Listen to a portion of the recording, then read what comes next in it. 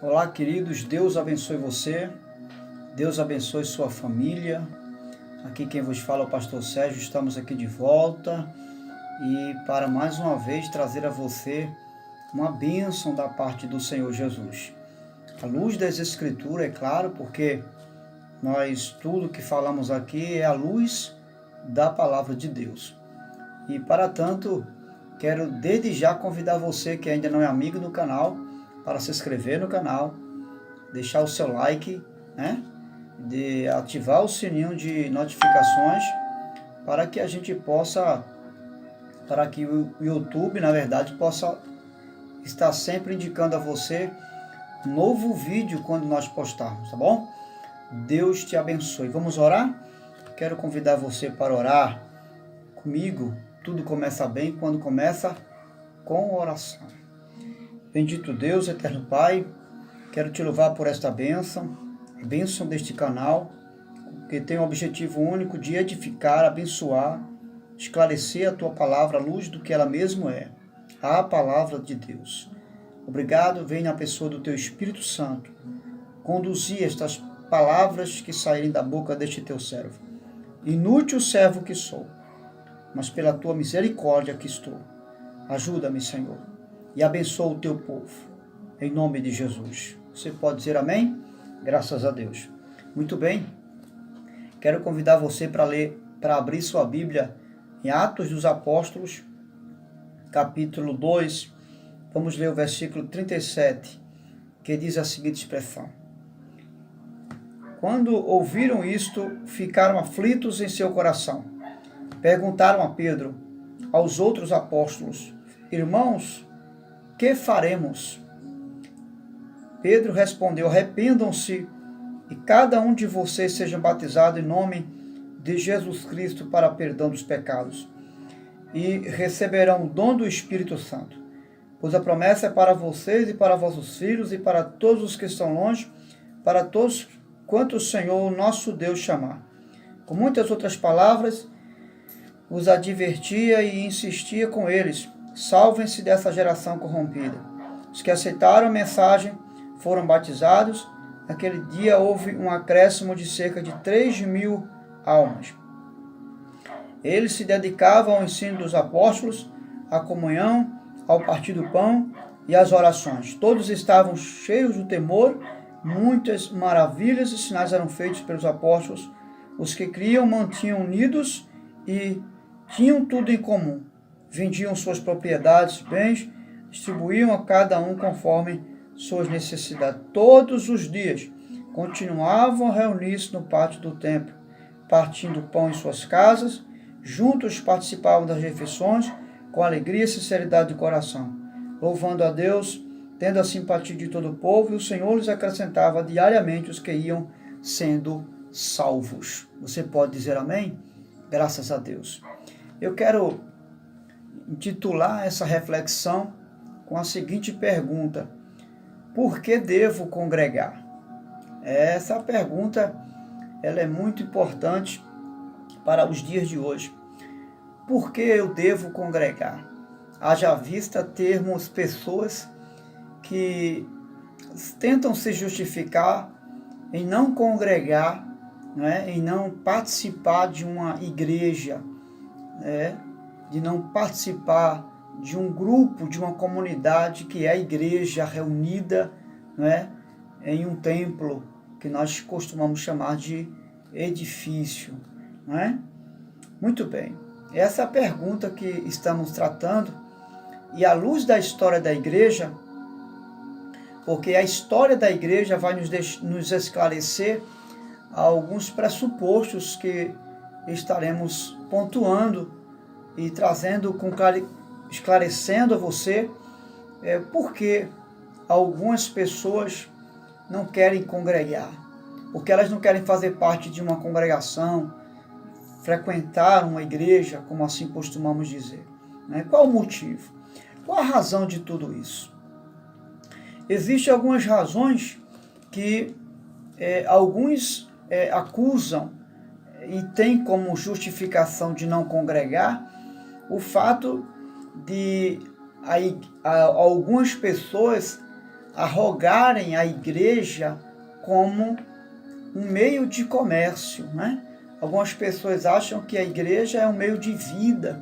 Eu não vou participar dali porque é meio de vida. É uma forma das pessoas ganhar dinheiro. E na verdade não é nada disso. Na verdade, a igreja ela não é meio de vida. Até porque nós não somos uma comunidade corrompida. Não, pelo contrário.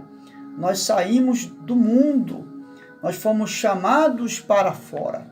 A eclésia, a expressão eclésia significa chamados para fora.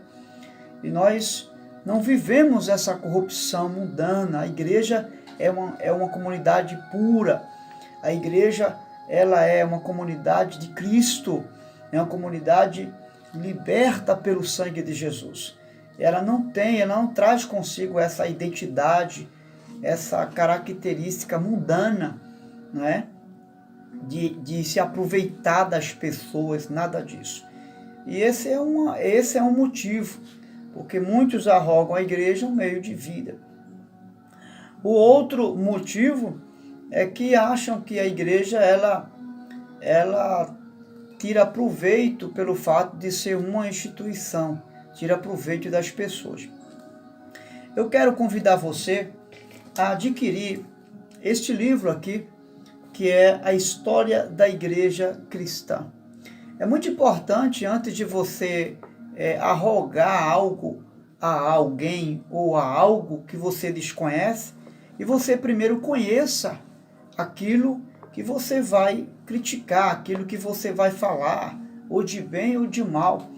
É muito importante você ter conhecimento daquilo que você vai falar. E por muita gente não ter o conhecimento da história da igreja de Jesus, muitas pessoas se precipitam, chegam a pecar.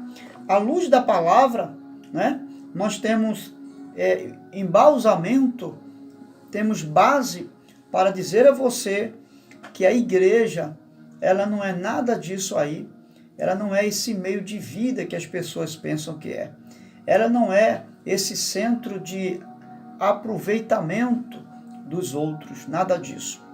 Então, à luz da história da igreja, inclusive eu não falei para você, mas o autor é Roberto Nicolas, né? E você pode adquirir ela em qualquer livraria evangélica. É a história da igreja cristã. Muito preciso e traz esclarecimentos verdadeiros a respeito da história da igreja. À luz da Bíblia, diante do texto esclarecedor que nós lemos aqui, você vai entender que não é nada disso. Mas como eu disse, segundo a história da igreja, até o 3º século a igreja se reunia em casas. Quando a igreja iniciou como igreja a tomar como pressuposto a leitura que lemos, após a pregação do apóstolo Pedro, a igreja deu início aqui, nesse pontapé inicial. Digo isso em relação a todos os princípios que estabelece a formação da igreja. Você vai observar que, à luz do texto, quando as pessoas ouviram, elas creram, depois que creram, foram batizadas, depois que foram batizadas, elas não foram para casa, elas se reuniram como igreja. Que igreja é a reunião de pessoas que professam a mesma fé, a mesma crença no mesmo Deus. E foi exatamente isso que aconteceu. Ali a igreja, ela se revela de forma característica, não é? Então, a princípio, para a gente entender, segundo a história da igreja, desde esse fato ocorrido, a igreja, ela não tinha templos. A igreja se reunia em casas e não havia nenhuma estrutura para suportar toda aquela multidão, porque o texto que nós lemos vai dizer que mais de 3.000 almas se converteram. Imagine você, como pegar todo esse povo e se reunir numa só casa, né? Então as casas, no mínimo, caberiam 50 a 100 pessoas. uma concentração de pessoas numa casa não teria como suportar todo esse número de pessoas aqui. Mas a história vai nos ensinar que até o 3º século, 300 anos, eles viveram cultuando em casas. Não havia templos como os dias de hoje. Mas a partir do 4º século, a história vai nos ensinar que Constantino decidiu tornar a religião cristã oficial daquele período, daquela época lá. E isso foi editado e passou então, após esse edito de Constantino, passou então a construir igrejas, construir templos como os dias de hoje. Por quê? Para suportar a multidão.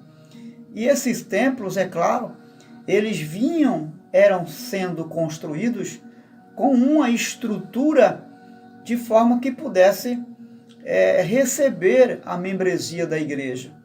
Que tipo de estrutura era essa? A estrutura estava ligada a uma boa recepção, a um espaço largo para receber mais de 1000 pessoas, né? Essa estrutura tinha consigo lugares para as pessoas fazerem suas necessidades, tinha departamentos, quartos, salas para atendimento das pessoas com necessidades sociais, né? Porque a igreja passou a trabalhar com a área social, era uma das características da igreja. E elas precisavam ter esses locais. Tinham locais para confissão de pecados, as pessoas que estavam cometendo erros, porque essas pessoas que se convertiam, elas não se tornavam perfeitas, eram pessoas pecadoras, mas que queriam entrar nos céus, pessoas que queriam se consertar. E volta e meia, elas estavam ali falhando e precisavam se confessar. Então tinha uma estrutura, havia líderes para cuidar da igreja. E é claro que para a igreja ser cuidada, ela precisava de uma liderança. A igreja precisava de uma liderança forte. A igreja precisava de alguém que tivesse disponibilidade para cuidar dela. Então, o que foi que aconteceu? Foi necessário suprir a necessidade daquele líder que estava dando 24 horas para administrar, para trabalhar na área da administração da igreja, para cuidar da igreja, para pastorear aquela multidão. Então, foi necessário que algumas pessoas seletas fossem regularmente abençoadas nessa área financeira. E outra coisa, as pessoas houve necessidade de investir conhecimento teológico, porque naquela época já havia alguns gregos convertidos ao judaísmo e ao cristianismo propriamente dito. E eram gregos que tinham um conceito de filosofia de alto nível, teológico, filosófico, e que agora a igreja iria precisar também galgar esses caminhos, o caminho do conhecimento.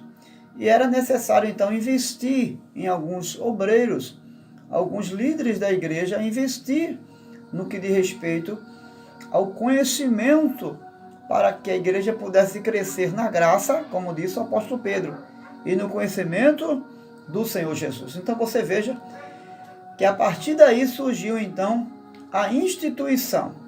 E o que é uma instituição?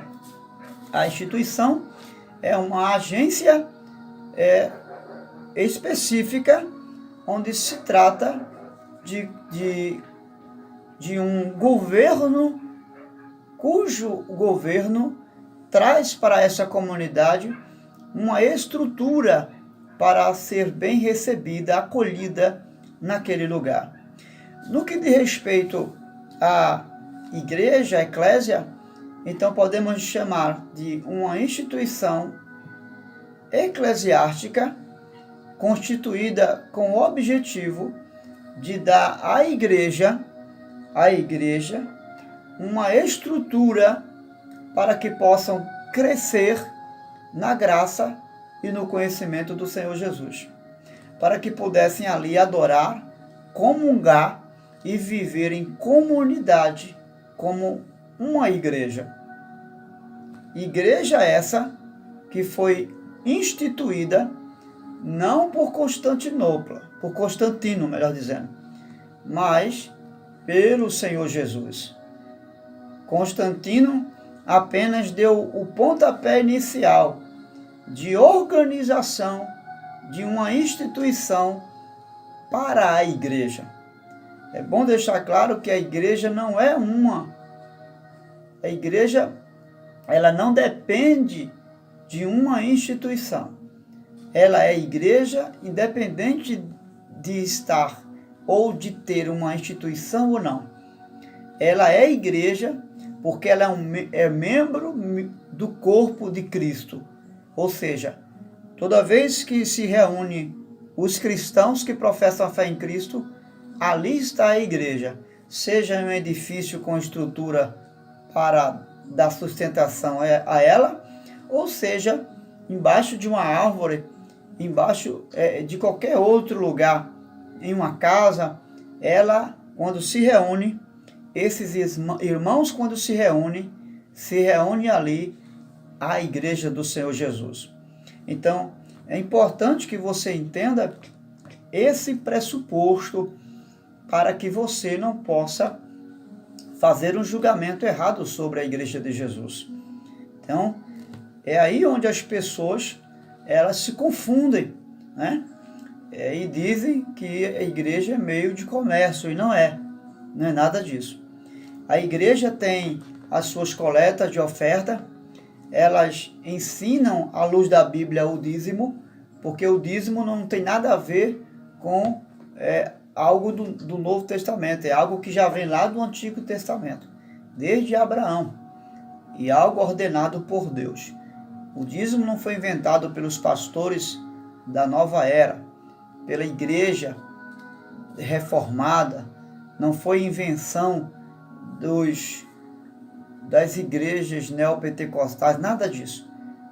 O dízimo e a oferta é algo tanto do Antigo Testamento como do Novo Testamento, e foi instituído por Deus, foi estabelecido por Deus. Há um outro motivo pelo qual alguns não congregam, não querem fazer parte dessa igreja ou estar juntos à igreja. Um outro motivo é o fato da mídia contribuir para alguns estarem em casa. Você sabe que hoje muitas coisas contribuem e facilitam a vida da gente. Mas no que diz respeito a culto, hoje na televisão, no YouTube, nas redes sociais, você pode cultuar a Deus em casa, obviamente. Você não só adora a Deus lá no templo, não. Você adora a Deus em casa. Só que isso não pode ser uma barreira, você se justificar que está cultuando a Deus em casa através de um culto na televisão, e isso bloquear você de ir à igreja, de se reunir à igreja. Porque alguns arrogam ser igreja individual. Tem gente que diz, eu sou igreja, eu não preciso ir para o templo para ser igreja, porque eu sou igreja. E isso é uma equivocação, você está equivocado, porque a Bíblia diz que eu sou membro do corpo de Cristo. E eu só passo a ser igreja quando eu me reúno com o corpo de Cristo. Eu sozinho, eu posso dizer que eu sou membro do corpo de Cristo, mas não a igreja individual. A expressão chamados para fora está no plural. A Bíblia não vai falar da igreja no singular, não. Toda vez que as Escrituras vai falar de igreja, ela vai colocar igreja no plural. Igreja, comunidade, corpo místico do Senhor Jesus. Então, no mínimo, você sozinho, você não é igreja, você é membro do corpo de Cristo. E aí, dentro desse princípio, eu quero lhe fazer uma pergunta. Você já viu algum membro do corpo fora, algum membro do corpo passar a ter vida fora do corpo? Se você arrancar um dedo, deixar ele fora do corpo, o que vai acontecer daqui a alguns momentos? A primeira instância, o membro vai ficar roxo, não é? Aquele membro, seja um dedo, seja uma perna, um braço, vai ficar roxo. Por quê?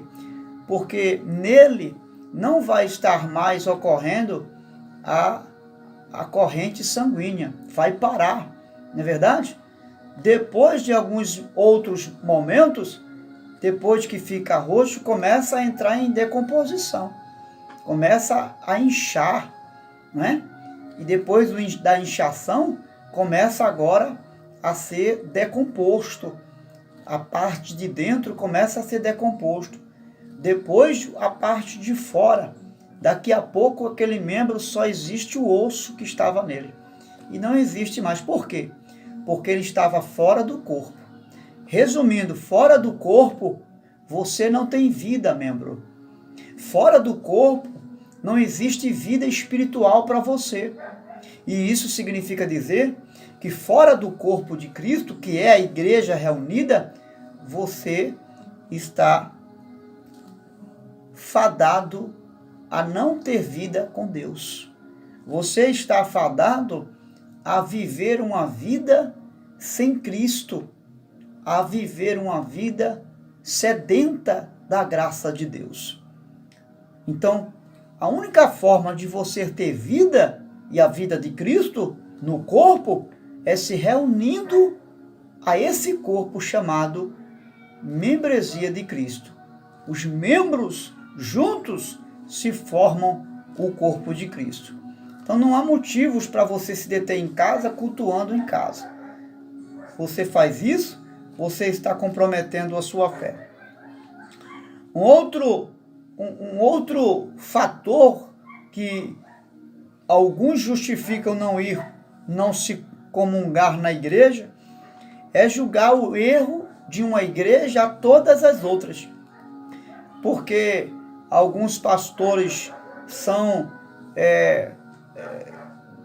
pregam o que não vive, porque algumas igrejas ensinam heresia, está contrariando a palavra de Deus, não significa que todas as outras são iguais.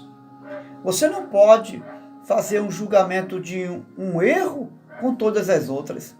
Você não pode dizer que por causa de uma laranja podre as outras não servem. Não é assim que funciona.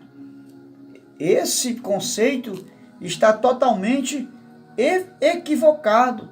Esse conceito não é o conceito que a Bíblia nos ensina. Então, a instituição, ela simplesmente foi criada, essa estrutura da instituição da igreja foi criada para dar suporte à igreja de Cristo. Então ela é um suporte para a igreja de Cristo, tá certo? A instituição torna-se errada quando ela visa um fim em si mesmo. Quando essa igreja, ela torna-se uma instituição, ela passa a olhar simplesmente para si mesma, não para os interesses e necessidades da igreja, mas para os interesses e necessidades da instituição simplesmente, então ela comete um erro aí. Mas o único erro é este, é de não olhar para a necessidade da igreja, porque a estrutura da igreja, a instituição, ela não é criada para completar necessidades de ninguém. Não, senhor. Não é para encher bolso de pastor nenhum. Não é para elevar ninguém a uma posição maior do que os outros membros. Não. Não é para humilhar os outros. Não é para se destacar como um templo grande. Agora eu tenho uma catedral. Nós temos a catedral. Não, senhor. A instituição não pode visar nenhum tipo de altivez para se amostrar, para dizer que pode. Não. A instituição, ela tem como base auxiliar, servir a igreja do Senhor Jesus, que está ali recebendo o suporte dessa instituição. Então, fui claro, né? Eu espero que você tenha entendido. Então, Atos, no capítulo 2, versículo 37 ao 47, você vai entender ali o que é uma igreja e o que é uma igreja local. Você vai observar que após eles terem ouvido a mensagem, creram e foram batizados. Você vai observar, eles creram e foram batizados. Mas eles não foram para casa. Você, ao lendo o texto, eles não foram para casa. O texto diz que eles se reuniram, eles se juntaram e foram comungar. Eles se agruparam, se reuniram e não se isolaram. Não foi cada um para um lado, não, senhor. Eles se reuniram como igreja. Estava ali a igreja de Jesus sendo inaugurada após o sermão do apóstolo Pedro. E você vai ver que Jesus dá ênfase à igreja, trazendo como característica esse ajuntamento de pessoas. Quando Jesus ele vai falar com Pedro, olha Pedro, tu és Pedro, quem te revelou não foi a carne e o sangue, mas meu Pai que está nos céus. Tu és Pedro, e sobre essa pedra edificarei a minha igreja. Veja, quando ele fala edificarei minha igreja, ele está falando de duas coisas. Ele está falando de uma estrutura, né? Ou seja, de um local para ajuntar a igreja. E ele está falando dessa comunidade que é chamada igreja. E você veja que quando se fala de estrutura, não tem como não falar de uma instituição. Porque uma instituição é exatamente isso. É uma forma de estrutura que se dá para servir uma comunidade. Seja ela uma comunidade secular ou específica como uma eclésia, como uma igreja. Ok? Então, Jesus vai falar sobre isso. E você vai ver que quando Jesus ele despede os discípulos que está indo para o Pai e ele dá a ordem da evangelização. Ele dá ordem dizendo, façam discípulos, e aqueles que creem sejam batizados, vão, ensinem, e todos os dias vocês estejam ensinando. Veja, qual é o princípio aqui? Jesus vai nos dar 4 princípios, e vai falar sobre o ajuntamento da igreja. Ele vai dizer, primeiro, que essas pessoas tinham que estar juntas. Ele diz, façam discípulos. Discípulos são seguidores. Discípulos está no plural. Ele está dizendo, façam discípulos. Façam pessoas, leve a mensagem de sorte que possam fazer pessoas como vocês. Discípulos.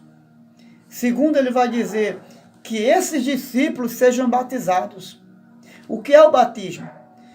O batismo não é algo que acontece com alguém isolado, sozinho, não. Pelo contrário, o batismo é uma confissão de fé pública, onde ali você está confessando sua fé no meio de mais de uma pessoa.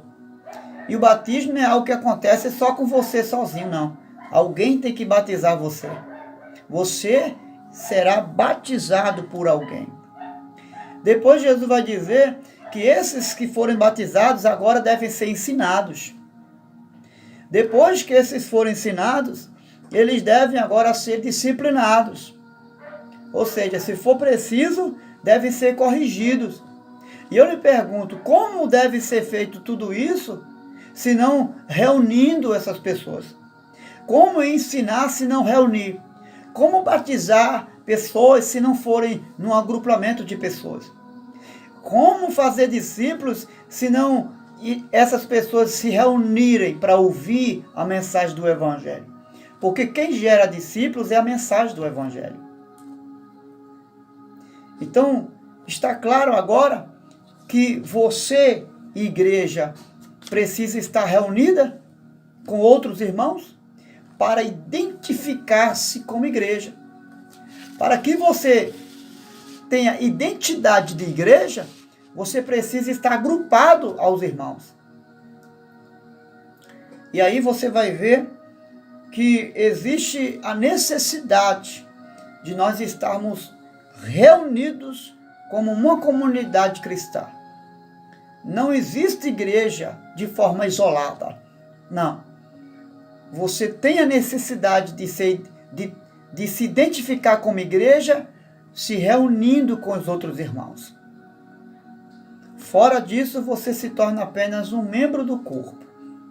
Quais são os privilégios que nós temos quando nós congregamos com os outros irmãos? Quando nós estamos no templo, naquele edifício, né, que foi construído para reunir a igreja. O primeiro privilégio é que os discípulos vão ter o privilégio de receber dos apóstolos a sã doutrina do Evangelho. Eles recebiam a sã doutrina. E esse era o dever dos líderes, dos apóstolos de Jesus. Ensinar a sã doutrina. Veja que privilégio. Receber a sã doutrina de homens que andaram com Jesus.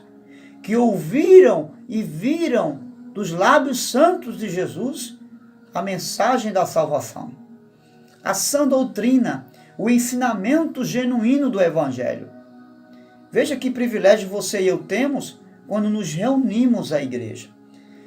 E os líderes não podem passar nenhuma outra sã doutrina, senão a mensagem dos apóstolos. Ela é o fundamento da igreja. A palavra que receberam de Cristo é a mesma mensagem, não pode ser outra. Esse privilégio trará consigo algumas coisas. E o primeiro privilégio que traz consigo a sã doutrina é a correção que nós temos quando nós estamos errados. A sã doutrina não só traz edificação, mas ela traz correção para mim e para você. E se eu e você resistirmos a essa sã doutrina, a palavra também, que tem como sã doutrina uma doutrina chamada disciplina da igreja. Você será disciplinado. Se você não aceitar ser disciplinado por uma ou duas ou três testemunhas, você será levado diante da igreja.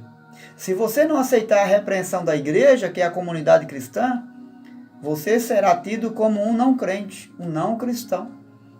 Esse é o princípio da comunidade cristã, que está ligado à sã doutrina. Você percebe como é importante você receber a sã doutrina na igreja, junto com os irmãos? Ajuda você a não se perder. Ajuda você a ter uma fé verdadeira. Conduz você a um ensinamento genuíno e saudável. Faz você ter saúde espiritual, saúde emocional, saúde física e saúde espiritual. Um outro princípio de ter privilégio em relação a estar junto a esta igreja é a comunhão com os irmãos. Você vai viver a mesma fé que os irmãos estão vivendo. E não só isso, mas você vai ter a alegria de saber que esses mesmos irmãos estão passando as mesmas dificuldades que você passa. Você não é o único a viver um problema existencial. Você vai perceber que aquele irmão que está lá está vivenciando um problema semelhante ou pior do que você, mas que está firme na fé. Veja que coisa boa. Saber que você não está sozinho nessa luta. Saber que você não chora sozinho. Você tem irmãos que choram com você. E que estão firmes independente das circunstâncias da vida. E vivendo a sã doutrina. Recebendo a sã doutrina. O outro aspecto de ser privilegiado é que lá na igreja, junto com os irmãos, você tem o privilégio de repartir o pão. O texto fala que eles repartiam o pão diariamente, ou seja, esse repartir o pão era celebrar a ceia do Senhor. Eles celebravam a ceia do Senhor. Eles tinham essa comunhão com a ceia do Senhor, que era a festa da celebração. Veja que coisa boa. E não só eles, mas os seus filhos também. E seus filhos iam crescendo diante dessa comunidade festiva, essa comunidade alegre, essa comunidade que estava vivendo o mesmo princípio doutrinário. Não havia um pensamento diferente. Não havia um que puxasse para lá e outro que puxasse para cá. Não, não. Era um só pensamento. Era uma só palavra. Era uma só fé. Um só espírito. Que coisa linda. Como é importante estar na casa do Senhor. Nessa estrutura que, embora podemos chamar de instituição, mas é uma instituição que traz consigo benefícios para a igreja adorar a Deus. O outro privilégio é o privilégio de ser batizado. E esse batismo trazia consigo uma confissão pública. Você vai observar que a igreja, quando se reúne, ela não só traz consigo uma confissão de fé particular com Deus, mas ela traz consigo uma confissão de fé pública, uma vida pública. A igreja não só manifestava uma vida particular com Deus, mas ela manifestava uma vida pública com Deus, quando se reunia entre os irmãos. Então, o outro privilégio é que ali eles faziam constante oração. Ao ler, você vai observar do capítulo 2, versículo 37 ao versículo 47, você vai observar esses privilégios e esses deveres que a igreja tinha também consigo. E o outro privilégio de estar junto como igreja era a oração. Eles estavam orando uns pelos outros. Como é bom compartilhar a oração juntos, sentir o calor do Espírito, o calor da fé juntos. Mas pastor, não posso orar na minha casa. Você pode e deve orar na sua casa. Mas não existe algo tão grande como orar como uma comunidade coletiva. Viver uma vida pública cristã. Esses são os privilégios e os deveres que nós temos. Então você vai observar que como um cristão você não pode viver mais isolado fora do corpo. Você é um membro do corpo de Cristo. Precisa imediatamente se unir à igreja de Cristo, a esse corpo místico que é a igreja de Cristo. Eu e você precisamos, sabe por quê? Porque quando você vai à igreja, você vai edificar a igreja. Em que sentido? Através dos dons que você recebeu. Os dons que você recebeu do Espírito Santo não foi para edificar a você mesmo. Foi para edificar a igreja. Um dos dons que edifica a si mesmo é o dom de línguas. Mas o dom de línguas não edifica a igreja. Então, é um dos únicos dons que você pode exercitar para si mesmo. Mas Deus não lhe deu só o dom de línguas. Existem dons diversos. E esses diversos dons, no capítulo 12 de 1 Coríntios, que vai falar sobre diversidade de dons, vai falar que esses dons foram dados pelo Espírito Santo a nós, a igreja, para ajudar a igreja. E cada um tem uma função diferente, para fazer a igreja crescer no todo. Não foi para fazer um braço crescer sozinho. Não foi para fazer uma perna crescer. Não foi para fazer um membro individual crescer, não. Foi para que o corpo de Cristo crescesse juntos. À medida que um membro crescesse, todos os demais fossem crescendo. De forma mútua e não particular. Então você observa que os dons que Deus lhe deu não foi simplesmente para edificar você. Foi para edificar o corpo de Cristo. Então, se você não está indo à igreja, corra agora mesmo. Mude esse conceito e passe agora a se unir ao corpo de Cristo. E edifique o corpo de Cristo. Abençoe aquele irmão com a palavra. Abençoe aquele irmão, aquele corpo do membro de Cristo, do qual você faz parte, com um conselho, com o seu testemunho, com as vitórias que Deus lhe deu. Isso tudo faz do corpo de Cristo crescer. Esse é o princípio da igreja. Essa é a razão pela qual eu e você não podemos viver fora do corpo. Fora do corpo, você não é igreja, a não ser apenas um membro do corpo. Fora do corpo, você não tem vida do corpo. Fora do corpo, você é apenas um membro sem vida. Mas receba a vida a partir de agora, voltando-se ao corpo, unindo-se ao corpo de Cristo e sendo esse membro edificador, sendo esse membro cuidador do corpo. Assim como minhas mãos ajudam-me a lavar o corpo, assim como os meus olhos ajudam a conduzir o meu corpo, assim como a minha língua ajuda-me a me comunicar com o corpo, assim como o meu nariz, ele me ajuda a sentir o cheiro para beneficiar o próprio corpo. Assim como todos os outros membros exercem a sua função indistintamente, mas de forma mútua para ajudar o corpo. Observe que a função dos membros não é na particularidade. A função dos membros está totalmente conduzidas, são levadas a ajudar o corpo. O objetivo é ajudar o corpo. Então, se você é um membro do corpo de Cristo, está na hora de você ajudar o corpo de Cristo. Caso contrário, você não terá vida no corpo de Cristo. Mas eu sei que você é um ser inteligente.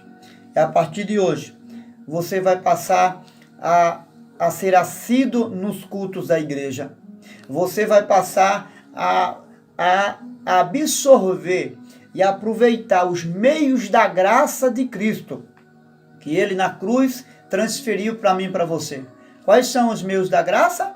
Os meios da graça é unir-se ao corpo de Cristo, é estar na casa de oração, é viver uma vida de oração comunitária, não apenas no particular, dentro do seu quarto, mas de uma forma coletiva. O meio da graça é comunhão com a igreja, é estar entre os irmãos. O meio da graça é compartilhar a sua alegria e a sua dor no meio da igreja. Este é o meio da graça. Aceite os meios da graça. E eu tenho certeza que a sua vida não vai ser mais a mesma. Deus te abençoe e te faça um membro abençoador do corpo de Cristo. Grande abraço. Deus te abençoe. Se essa palavra serviu para você e abençoou sua vida, compartilhe com outros e deixe Deus usar você. Deus te abençoe em nome do Senhor Jesus.